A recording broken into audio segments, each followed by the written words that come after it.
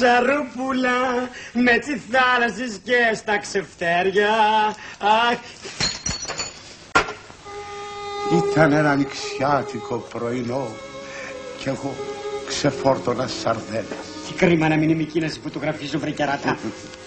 Εξάφνης κάτω από το γαλάζιο του ουρανού τη βλέπω να στρίβει τη γωνία και τάκα τα κουνάκια στο τσιμέντο, στα πλακάκια. Παιδί, φέρνε λουκούμι στο παιδί.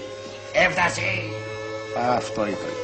Από εκείνο το ανοιξιάτικο πρωινό είμαι ο πιο δυστυχισμένος άνθρωπος των Βαλκανίων. Ένας σύμφωνας ξερίζωσε το λογικό μου. Μια θύελα ξεθαμέλιωσε την καρδιά μου. Μια πυρκαγιά πυρπόλησε την ψυχή μου. Κι ένα στραπόβροντο. Δεν εντρέπεσαι.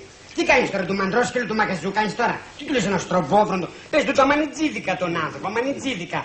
Και ένα στραπόβροντο με ντέγιαρε. Ή να του πιάσεις την κιτζίδικα. Ένα στραπόβροντο.